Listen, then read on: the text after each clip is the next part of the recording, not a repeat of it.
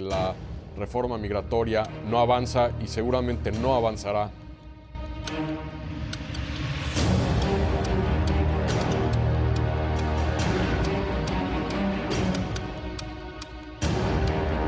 El creciente empoderamiento político, económico, social, cultural de la comunidad latina en Estados Unidos.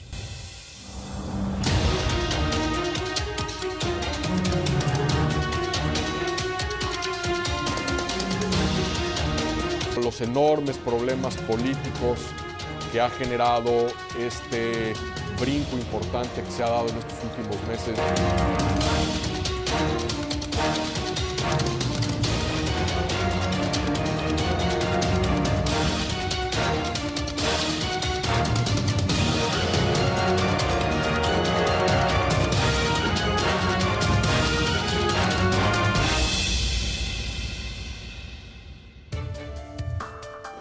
Bueno, en estos días que han sido muy interesantes aquí en la Cancillería, los encuentros anuales entre los funcionarios del nuevo gobierno, en este caso, y la gran cantidad de representantes diplomáticos de México en el extranjero, y algunos de ellos que han sido muy destacados representantes y que hoy están aquí también, como es el caso de quien fuera el embajador de México en los Estados Unidos, Arturo Sarucán.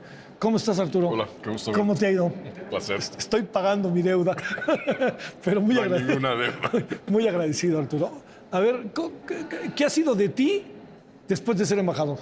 ¿Qué fue lo que pasó? ¿A qué te abocaste? ¿A qué te dedicaste? Yo después de 22 años, 23 años en el servicio exterior de diplomático de carrera, decidí reinventarme. Nunca había estado en el sector privado. Oye, a ver, nomás déjame atajarte. ¿En dónde estuviste a lo largo de todo de estos veintitantos años? Sobre todo mi carrera es en Estados Unidos o con respecto a Estados Unidos. Entonces, empecé aquí, llegué a la Cancillería de la mano de mi querido Fernando Solana, que fue el que me convenció que entrara a la Cancillería mexicana. Entonces fui director de organismos regionales americanos en la Cancillería. Luego me fui a Washington como secretario particular del embajador, precisamente en el 93, cuando arrancaba el proceso de negociación de los acuerdos suplementarios del TLC y el proceso de debate y ratificación legislativa en Estados Unidos, lo que ahora va a arrancar en Estados Unidos de nuevo. Me quedé luego en la embajada encargado de todos los temas de narcotráfico, cooperación en materia de narcóticos. Regresé a la Cancillería como asesor de Rosario Green. Luego fui coordinador general de asesores en la Cancillería del canciller. Luego me fui a Nueva York como cónsul general de Nueva York. Luego hice algo ahí raro que pocos diplomáticos hacen, que pedí una licencia, me separé del servicio exterior y me vine a una campaña política y de ahí me fui a la embajada 6 años. ¿Y 6 años estuviste? 6 años. No 4. 6 años y además la enorme suerte de haber estado durante una administración republicana y una administración demócrata. Estuve los 2 últimos años de Bush y los primeros 4 años de Obama. Entonces, pues eso sí te da un muñequeo y una visión que muy pocos embajadores tienen, porque generalmente todos los países cambian embajadores cuando hay cambio de gobierno en Estados Unidos. ¿Fue muy diferente Bush a Obama? Mira, en términos sustantivos de la agenda, hubo matices, hubo temas que se reencausaron, pero digamos la agenda tenía un vector estratégico que lamentablemente se ha perdido ahora con el actual inquilino de la Casa Blanca, pero en términos de identificar que México era un socio estratégico fundamental para Estados Unidos, con esos matices ningún cambio. Cambios de personalidad, los dos son hombres muy distintos, pero con una enorme fortuna de haber podido tener relaciones personales directas con los dos mandatarios. Hago la broma que debo ser de los pocos embajadores que tuvo la oportunidad de estar en la parte residencial de la Casa Blanca con 2 presidentes distintos, con Bush y con Obama. Y con Obama. ¿Era Bush muy diferente o no? Muy distinto. Un hombre mucho más gregario y mucho más amable de lo que proyectaba, como mandatario. En privado era un hombre realmente muy afable. El presidente Obama, mucho más frío, mucho más cerebral, pero en corto, pues, yo tuve además la oportunidad de estar muy cerca. Cuando yo llego como embajador, Sí. él acababa de entrar al Senado como el senador junior por Illinois. Y yo había visto su discurso en la convención demócrata que fue- antes de llegar, que fue lo que- Y entonces, cuando llego a la embajada, pido una serie de visitas de cortesía con un bloque de 10 senadores y en esa lista está Barack Obama. Y el primero de ese bloque de 10 que me recibe es Barack Obama. Y entonces durante su primaria, cuando todo el mundo daba por hecho que Clinton iba a ganar la primaria demócrata en el 2008, Sí. yo me voy en 2 o 3 giras con Obama. Y ahí es donde me doy cuenta que este hombre va a ganar la primaria, ¿Sí era todo un demócrata. espectáculo? Espectacular. Yo he visto pocos hombres con la capacidad de salir a conectar con su auditorio, con su clientela, con sus simpatizantes, de la manera en que lo hizo Barack Obama en el 2008. Fue impresionante. No, y además con la experiencia de haber estado en una campaña en México. Así es, porque Pues sí, claro. estaba muy reciente. Estaba la muy mía. reciente, ¿no? No mi campaña, mi No, experiencia en la sí. campaña. Sí, claro, ¿no? Entonces, Sí. fue muy ilustrativo, ¿no? A ver, los problemas, las cuestiones entre México y Estados Unidos, ¿tienen una constante o vas viendo que podemos ir más allá de migración, de narcotráfico, de frontera y de seguridad? ¿Hay más cosas o no hay más cosas? Es la agenda bilateral más rica, más diversa y más compleja que un par de países tienen en el mundo. No hay otro país en Washington que compita con México en el hecho de que la agenda bilateral tiene temas con cada una de las dependencias del gobierno estadounidense. ¿Ni Canadá? Ni Canadá nos llega. Entonces hay una diversidad y una complejidad brutal a esa agenda. Es decir, evidentemente los temas de siempre, seguridad, la frontera, los temas migratorios, los temas comerciales, por el peso que ocupan, tienden a succionar todo el oxígeno de cómo la opinión pública ve la agenda. Pero la agenda tiene una diversidad y una variedad y una complejidad que es única. Y la otra cosa que la relación entre México y Estados Unidos tiene es que ya no es una agenda bilateral diplomática propiamente dicha, es interméstica. A lo que me refiero es internacional, porque son las relaciones entre dos gobiernos, pero todos los temas de la agenda bilateral entre México y Estados Unidos son temas de política doméstica en Estados Unidos. No hay tema de la agenda bilateral que no tenga clientelas, vectores, nudos gordianos en la política interna estadounidense. Tú recuerdas al famoso presidente de la Cámara de Representantes demócrata, el famoso Tep O'Neill, Sí. que decía que toda la política es política local. La agenda bilateral, toda la agenda bilateral es local. Es local.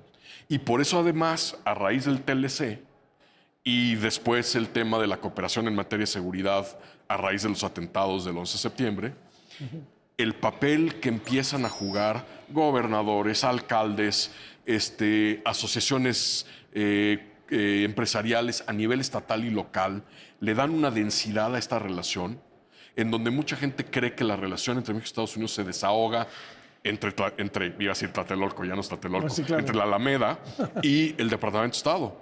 Esta es una relación que ya rebasó el monopolio que habían tenido durante décadas los ejecutivos de los dos países en la conducción día a día de la relación bilateral. Y por eso el trabajo que México debe hacer en Estados Unidos, sí, pasa y está en Washington y gran parte del esfuerzo tiene que estar enfocado ahí.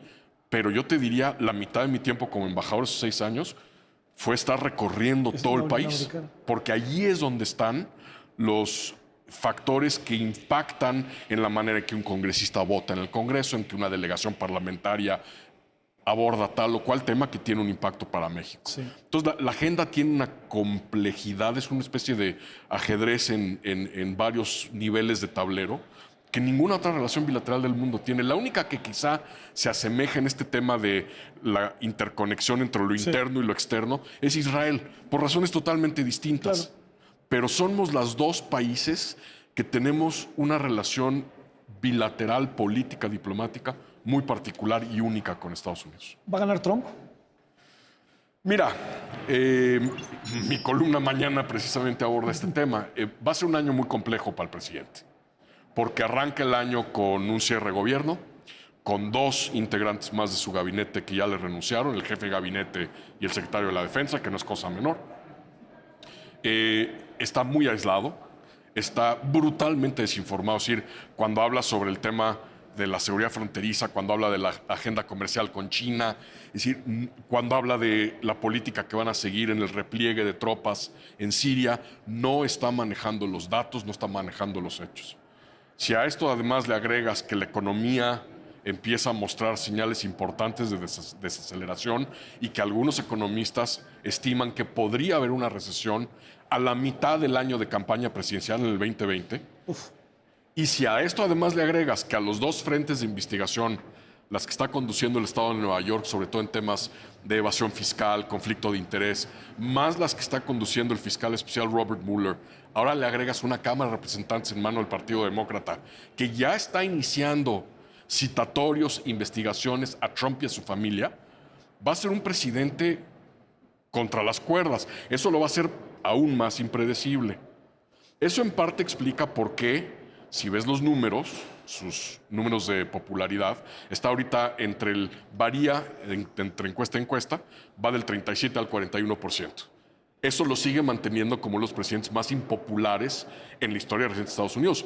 Pero a la vez, Javier, sí, lo sigue haciendo electoralmente competitivo porque mantiene el voto duro de su base electoral, que fue la que, por cierto, le permitió mantener el control del Senado con todo este tema de la agitación de la caravana migrante, de la seguridad fronteriza, del golpeteo a México. Y por eso aquí quienes en México creen que esto es un tema pasajero, esta va a ser la narrativa y la bandera electoral de Trump de aquí al 2020, el golpeteo a México, a los migrantes, a la seguridad fronteriza, y lo vamos a ver en el discurso de esta noche. Cambia el asunto, Arturo, con la llegada de personajes como la señora Pelosi, con la nueva realidad en la Cámara con los demócratas. ¿Cambian las cosas ahí o más bien las agudizan? ¿Para ¿Qué nosotros pasa? o para el presidente Trump? Pues, a ver, los 2 niveles.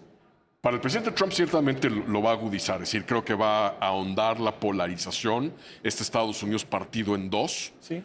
Un partido republicano que se está yendo a la derecha, pero también un partido demócrata que se está cargando a la izquierda, es decir, el centro se está colapsando en Estados Unidos, entonces la capacidad de encontrar puntos intermedios de entendimiento se está desvaneciendo. Entonces yo creo que primero la llegada de los demócratas a la Cámara va a ahondar esa polarización.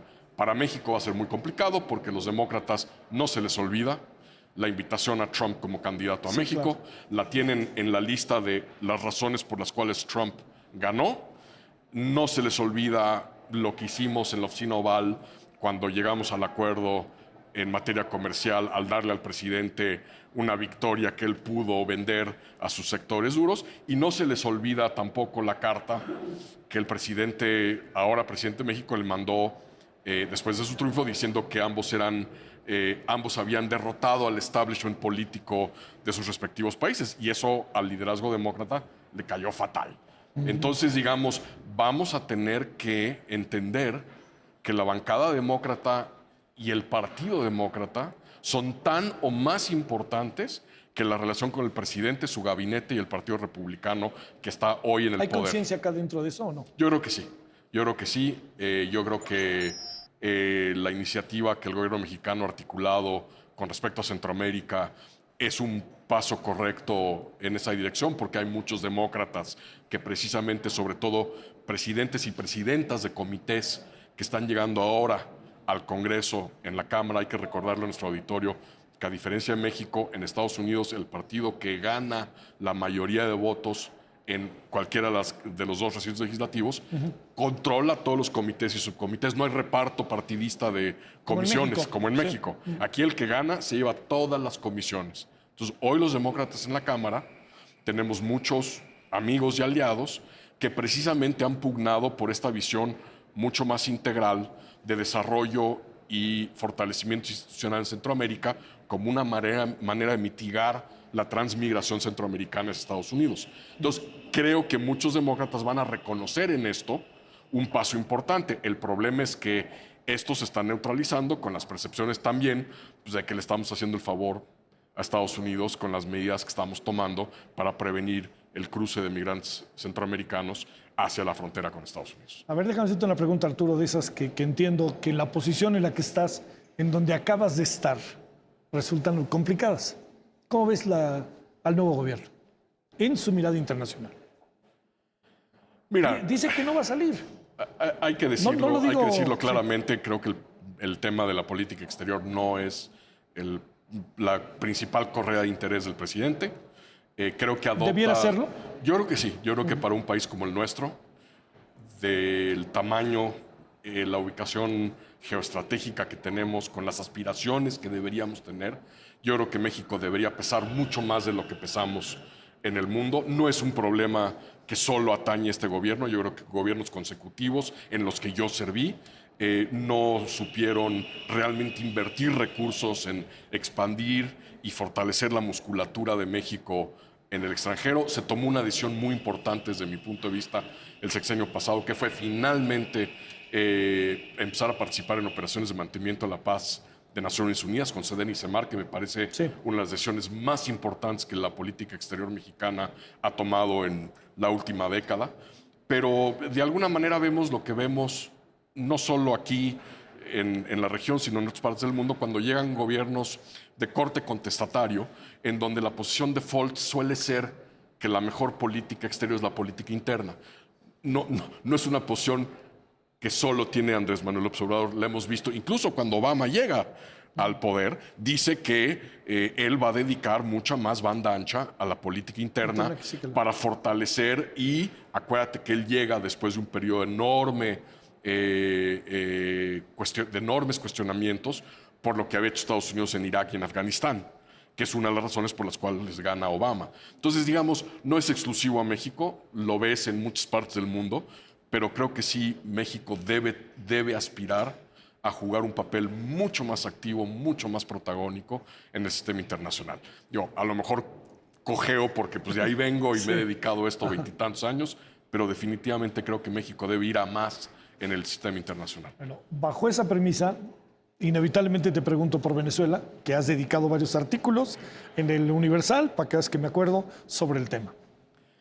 Mira, yo creo que en Venezuela hoy se gesta uno de los retos más importantes a la democracia, los derechos humanos y, de manera dolorosísima y creciente, al flujo de migración y de refugiados en el continente. Tenemos una de las crisis más grandes de refugiados en la zona limítrofe de Venezuela. Tenemos casi 1 millón de refugiados venezolanos hoy por hoy en Colombia, que es el país que más ha sufrido de este problema.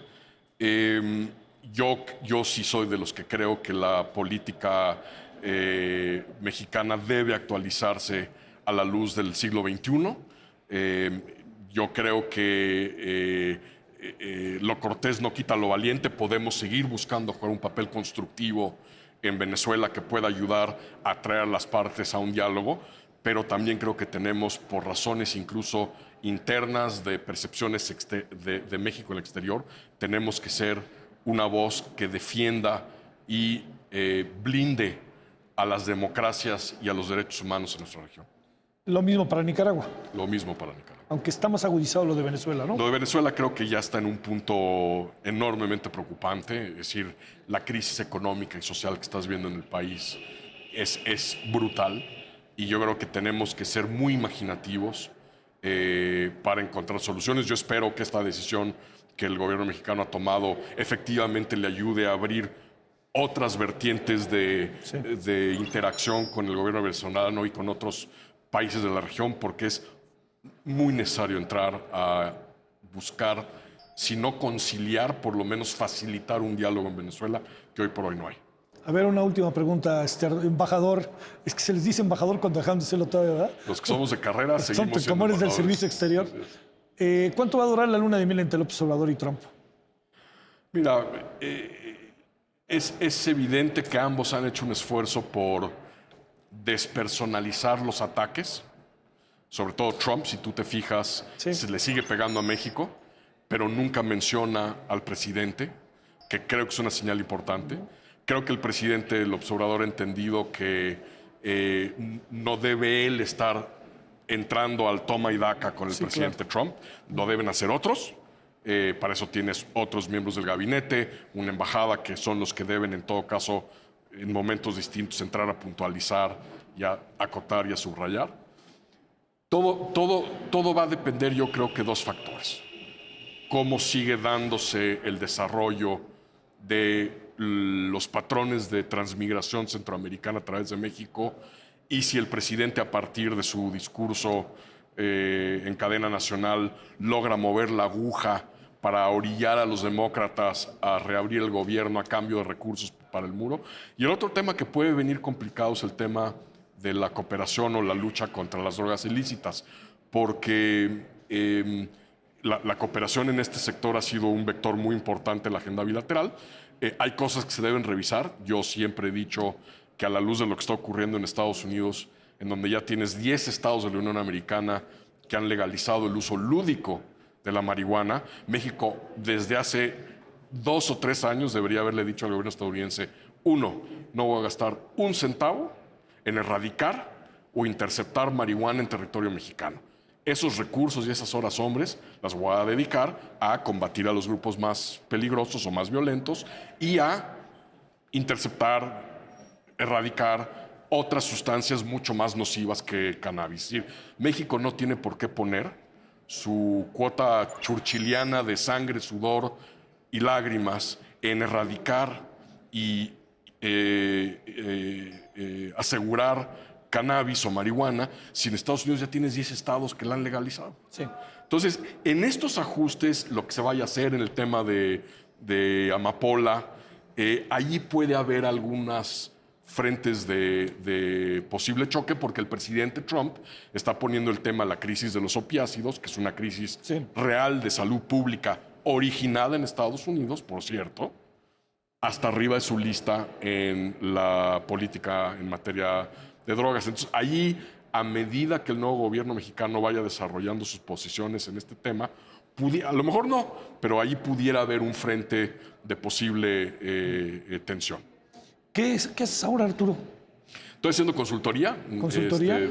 ¿Viviendo en Estados Unidos? Vivo en Washington. He encontrado la muy liberante oportunidad que nunca había tenido como ¿De estar en el funcionario. sector privado? No, de poder escribir y de poder decir y de poder tuitear pues, cosas que como funcionario del servicio exterior no podías hacer. Sí, y eso ha sido muy enriquecedor. Muchas gracias por la conversación. Gracias, siempre, Arturo.